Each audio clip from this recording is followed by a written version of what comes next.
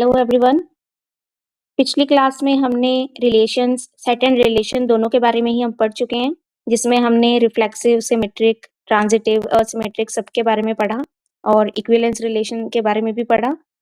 जिसने भी वो क्लास नहीं देखी है, पार्ट 1 नहीं देखा है, पहले जाके वो देख लें ताकि ये पार्ट 2 में जो भी आपको बताया जाता है उसके आगे कंटिन्यूएशन ही रहेगा, तो आपको समझने में आसानी रहेगी अगर आपने वो पार्ट देखा होगा तो।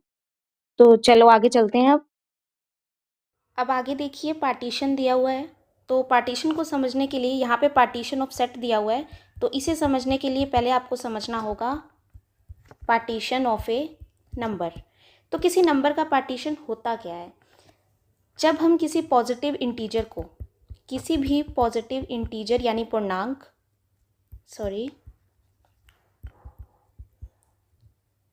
इंटीजर को ऐसे भागों में बांटा जाए, ऐसे लिख सकते हैं आप,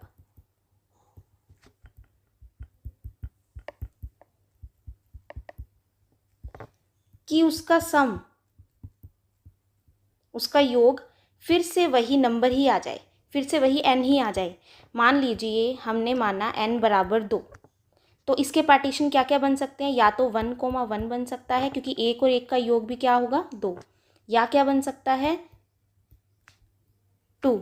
तो पार्टीशन ऑफ, इसको ऐसे लिखते हैं, पार्टीशन ऑफ 2 कितना हो गया? 2, क्योंकि इसके दो तरीके से हम इसे लिख सकते हैं, यानी दो तरीके से इसका पार्टीशन कर सकते हैं। अगर मैं लिखूं n बराबर 3, तो इसका पार्टीशन कैसे कैसे बन सकता है? 1,1,1, 2,1 एंड 3। तो पार्टीशन ऑफ 3 हो गया 3। अब कोई कहेगा कि 1,2 भी तो होता है, तो ये बात आपको अच्छे से पता होनी चाहिए कि सेट में ऑर्डर का कोई फ़र्क नहीं पड़ता। अगर मैं a,b लिखूं या b,a लिखूं, उससे कुछ खास फ़र्क क्या? बिल्कुल ही फ़र्क नहीं है। इन दोनों में ये सेम ही चीज़ें हैं क्योंकि सेट में ऑर्डर का कोई फ़र्क नहीं पड़ता। ठीक है, तो इन दोनों को लिखना सेम बात हो जाएगी, तो इसे हम हटा देते हैं। तो इसके 3 ही पार्टीशन बनेंगे। ऐसे ही आप n बराबर 4 के भी बना सकते हैं, 5 के भी बना सकते हैं। जितने तरीके से उसको लिखा जा सकता है तोड़ के, उतने ही उसके पार्टीशन बनेंगे। ये तो था partition of A number. Partition of A set की भी सेम ही फितरत है। देखो, पार्टीशन ऑफ ए सेट, देखिए बुक में देखिए, ए के अरिक्त उपसमुच्चयों का कुल विभाजन कहलाता है। यहाँ यूनियन ऑफ ए आई बराबर क्या होगा? ए।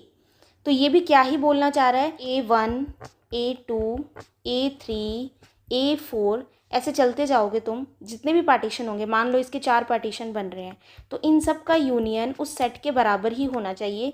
सिमिलरली जैसे हम पार्टीशन ऑफ ए नंबर पढ़ के आए हैं, तो सभी नंबर्स का सम वही n बन रहा था, वैसे ही इसमें होने वाला है। अब पार्टीशन को और बेहतर समझने के लिए तुम इक्विवेलेंस क्लास, इसके आगे ही दिया हुआ है, इक्विवेलेंस क्लास को समझ सकते हो। तो इक्विवेलेंस क्लास एक्चुअल में क्या होता है? Let S be a non empty set and R is an equivalence relation. ठीक है, S कोई भी हमने नॉन एम्प्टी सेट ले लिया और R उस पर डिफाइंड एक इक्विवेलेंस रिलेशन है, ये आपको ध्यान रखना है, तभी तो इक्विवेलेंस क्लासेस बनेगी ना। तो for all A is element of S, S के हर एलिमेंट के लिए ये वाला जो साइन है, या आप बुक में देखिए ये साइन दिया होगा, ये साइन, या फिर इसको लिख सकते हैं class of A is called an equivalence class of A. इसे कैसे डिफाइन किया जाता है? तो सेट बिल्डर फॉर्म में इसको कैसे लिखेंगे? एस के वो सारे एलिमेंट्स जो कि ए से संबंधित हैं या ए से रिलेटेड हैं, वो सभी एक ही क्लास में आ जाएंगे। आप बुक में भी देख सकते हैं क्या डेफिनेशन लिखी हुई है? तुल्यता संबंध आर द्वारा प्रेरित या इंड्यूस्ड विभाजन के सदस्य। देखिए पार्टीशन को ही आगे बढ़ाते हुए यहाँ पे अगर आप ये समझ लेंगे तो आपको पार्टीशन भी थोड़ा अच्छे से समझ में आ जाएगा। पार्टीशन के सदस्य तुल्यता वर्ग कहलाता है, तो यही तुल्यता वर्ग हो गया, यही पार्टीशंस हैं। ऐसी जितनी भी क्लासेस बनेंगी, मान लीजिए चलो आगे एग्जाम्पल लेंगे ही तब आपको समझ में आ ही जाएगा। तो जितनी भी क्लासेस बनेंगी जब उनका हम यूनियन करेंगे तो फिर से वही सेट ही आ जाने वाला है, क्योंकि मैंने एस के वो एलिमेंट्स उठाए हैं जो ए से रिलेटेड है। जब मैं बी की क्लास बनाऊंगी तो उसमें वो एलिमेंट्स आ जाएंगे जो बी से रिलेटेड है।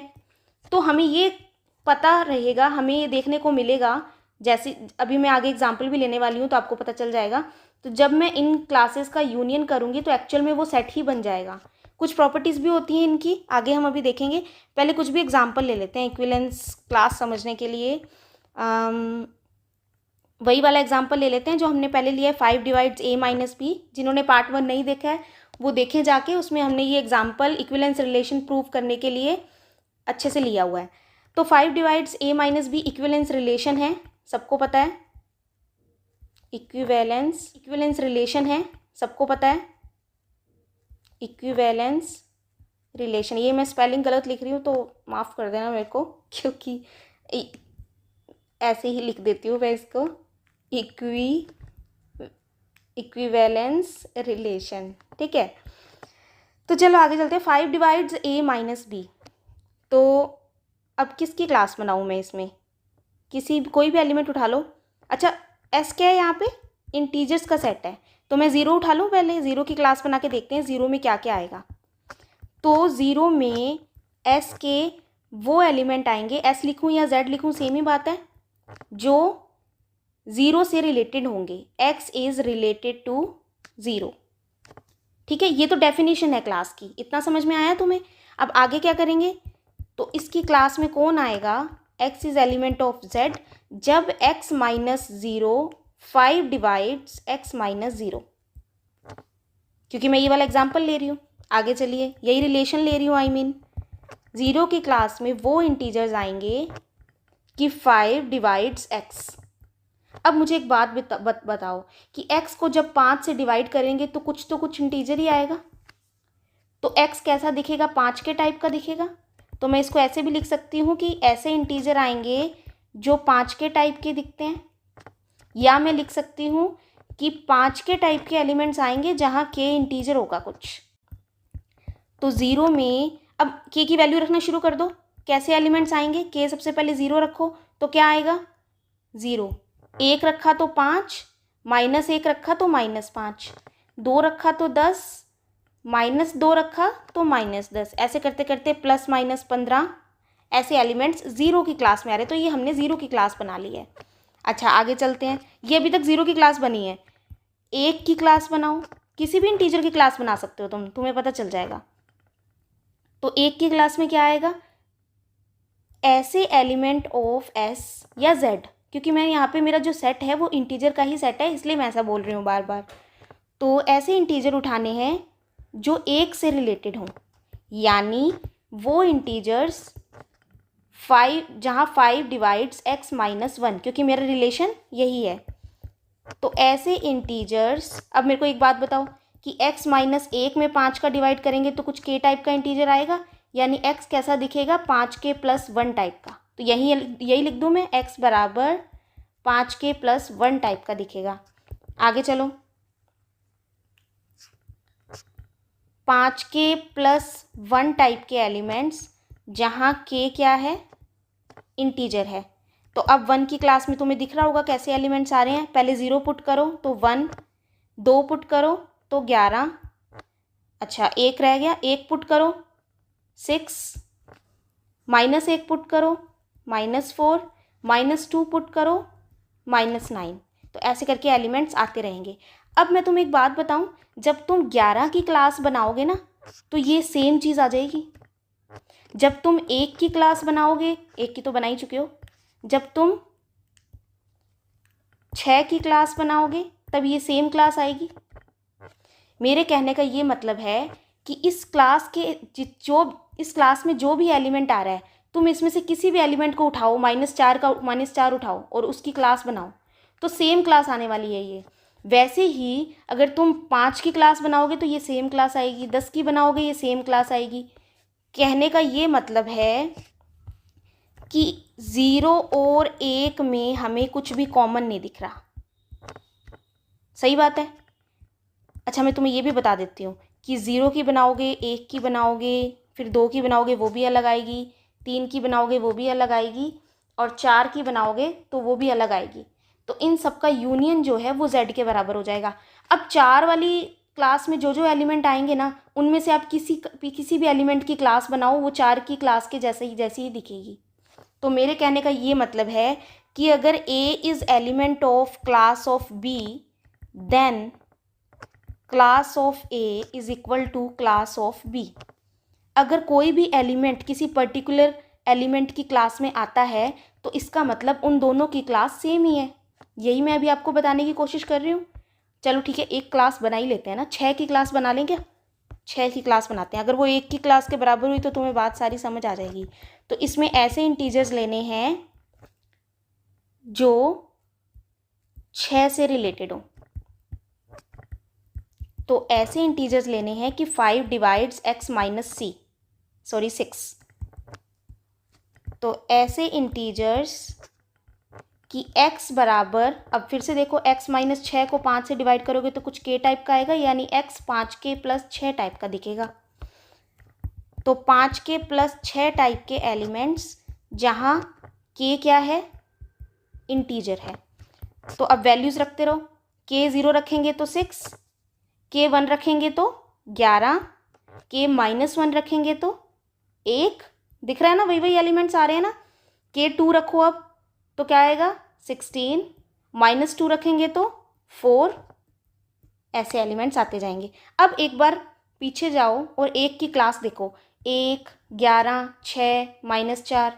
क्या यही एलिमेंट्स तुम्हें यहाँ दिख रहे हैं? 1, 11, 6, यहाँ माइनस 4 आना चाहिए था क्या? शायद वहाँ पे 4 भी आएगा।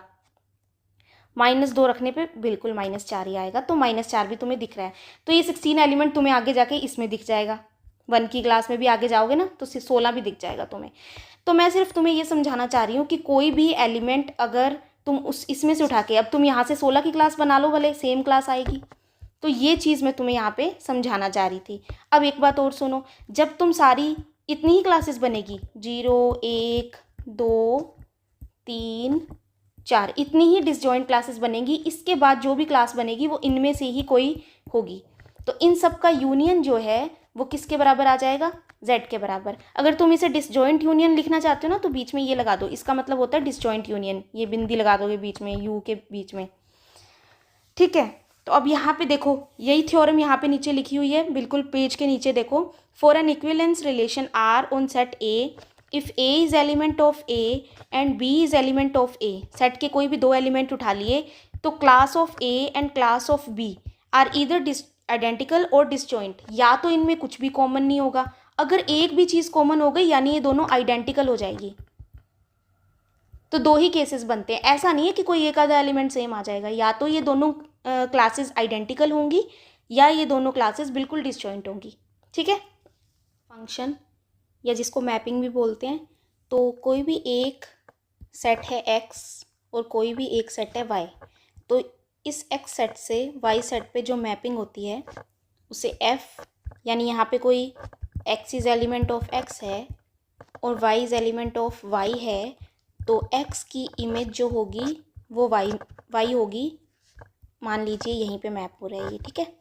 तो x की, तो इसे क्या बोलते हैं कि x की f इमेज जो है वो y ही है।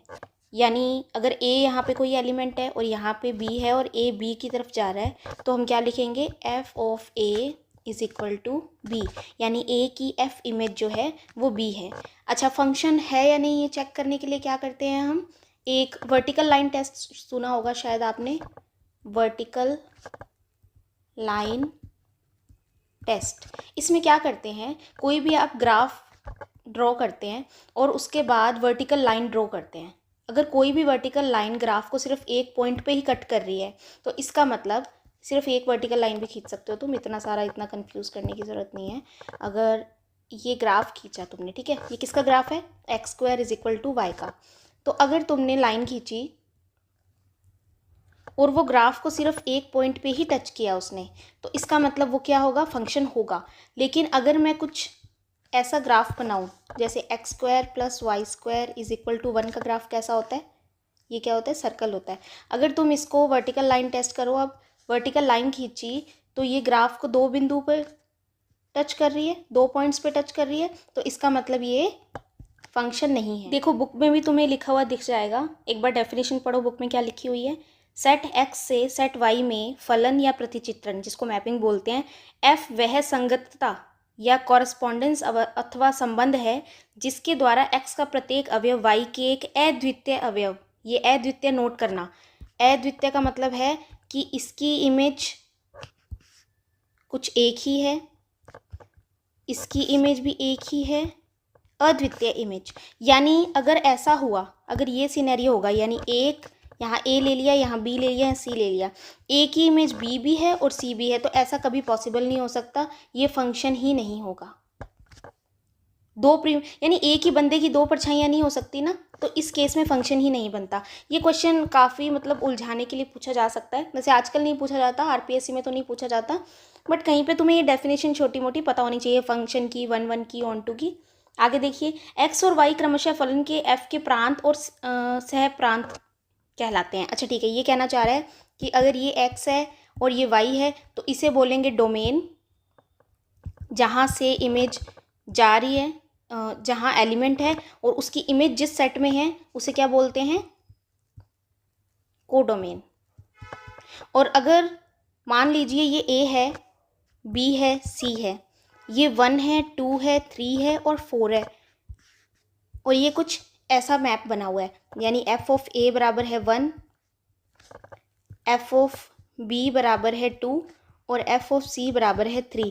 अब तुम्हें दिख रहा है कि कोडोमेन में 4 तो है लेकिन इमेज सेट में 4 नहीं है, यानी एफ ऑफ एक्स जो है वो वाई के अंदर ही बैठा होता है, लेकिन ज़रूरी नहीं है कि वाई के बराबर ही हो। इसको कहते हैं रेंज सेट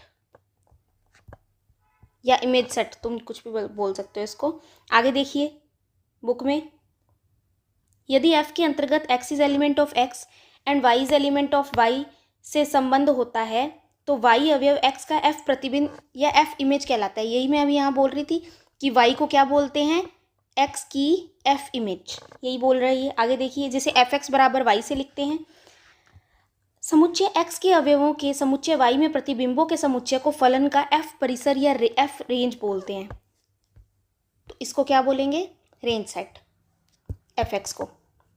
आगे चलिए, स्पष्ट है कि किसी फलन की पूर्ण जानकारी हेतु तो निम्न 3 की आवश्यकता होती है। एक तो फलन का प्रांत पता होना चाहिए, सहप्रांत पता होना चाहिए, और फलन का नियम क्या है। जैसे मान लीजिए fx बराबर एक्स स्क्वायर जो है वो नियम है, तो 1 कहाँ जाएगा, 1 जाएगा 1 पे, 2 कहाँ जाएगा 4 पे, 3 कहाँ जाएगा 9 पे, -3 कहाँ जाएगा 9 पे।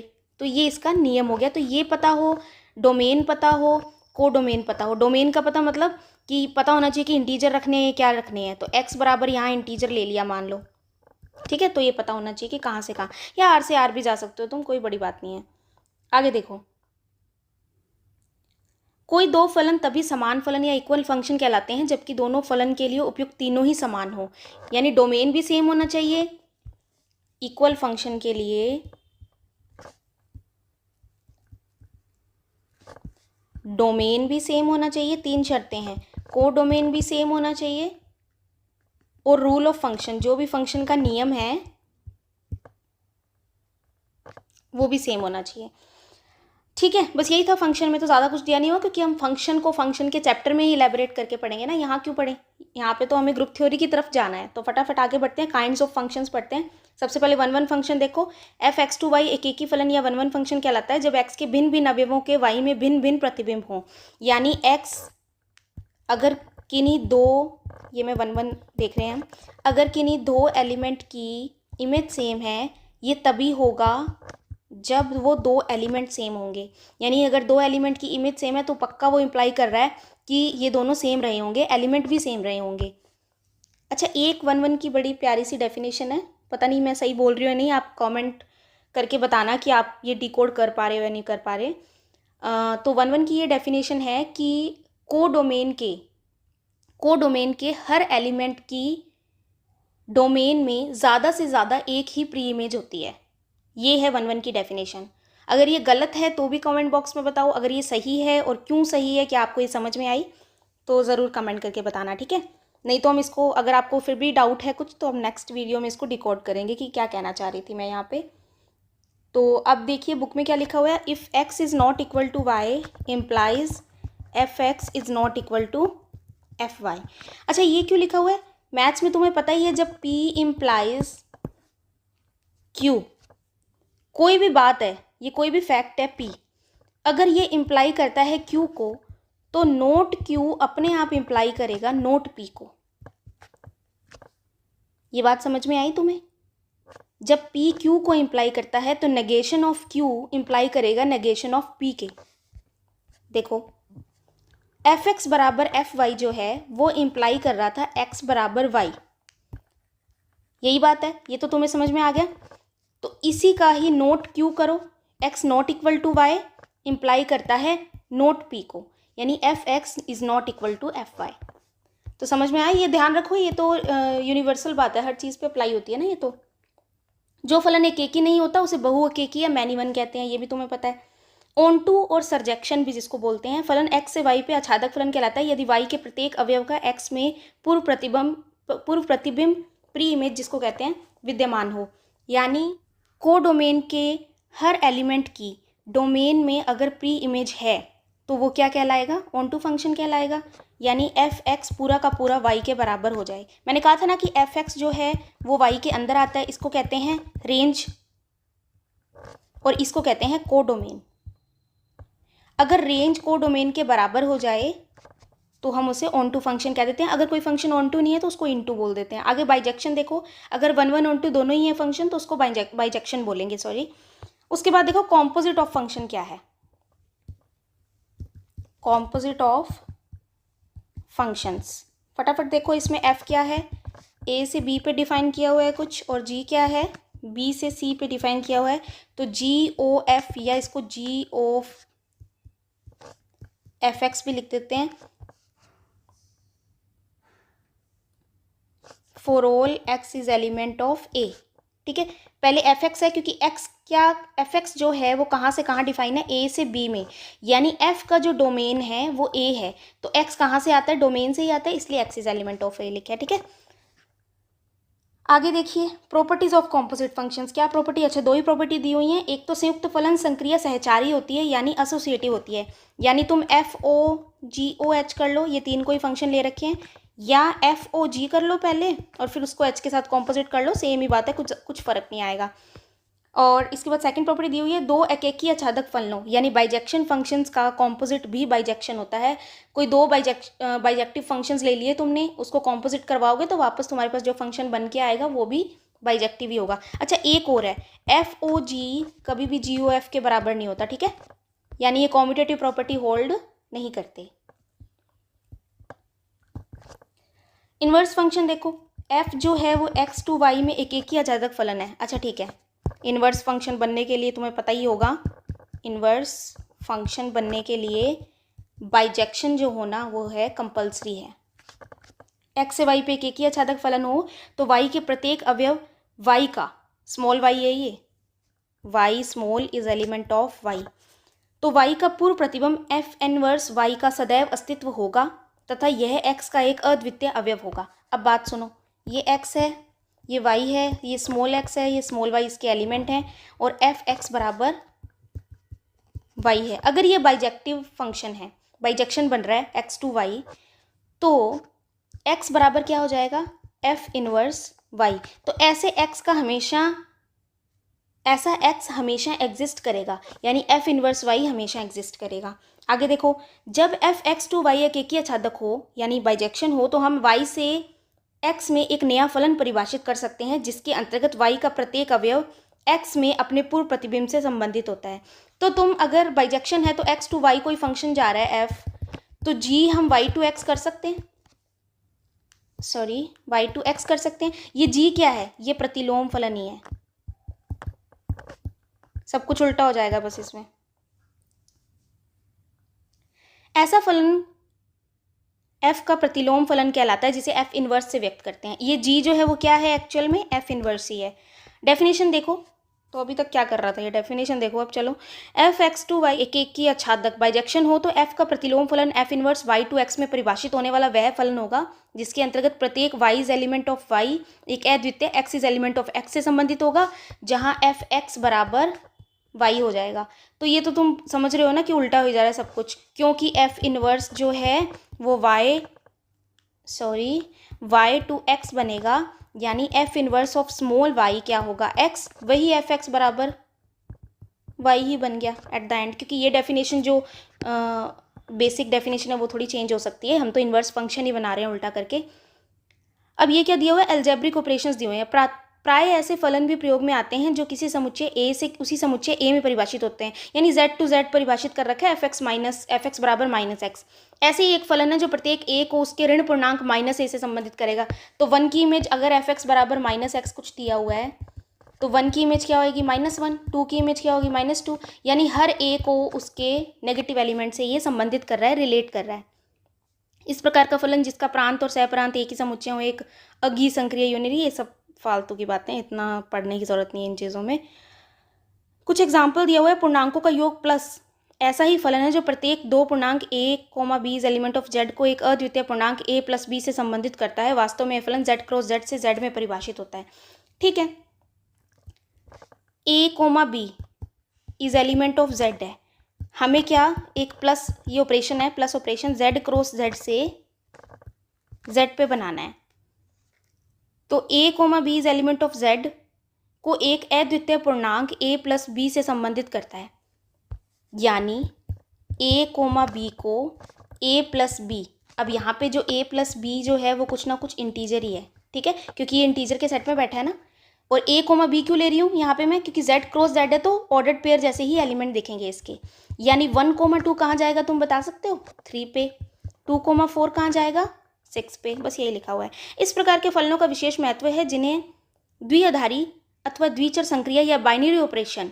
अब देखो, अब आ रही है बातें, अब यहाँ से हमें शुरू हो जाएगी चीज़ें, यहाँ से हमें ध्यान देना है इन चीज़ों पे।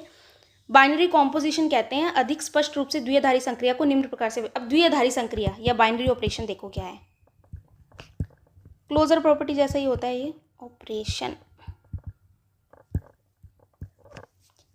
किसी समुच्चय S में एक द्विआधारी संक्रिया एक ऐसा नियम है जिसके अंतर्गत S के प्रत्येक दो अवयव S के एक अद्वितीय अवयव से संबंधित होते हैं। अर्थात यदि स्टार समुच्चय S में एक द्विआधारी संक्रिया है तो स्टार जो है वो S क्रॉस S से S पे ही होगा, यानी कोई सेट S है और उसके कोई भी तुम दो एलिमेंट्स उठाते हो और उनको रिलेट कराते हो तो वापस जो एलिमेंट बन के आएगा वो भी S का एलिमेंट ही होगा संक्रिया करवाने पर, यानी A स्टार B कराने पर जो C आ रहा है वो भी S का एलिमेंट हो गया, जहाँ A और B भी जो क्या है S के एलिमेंट हैं।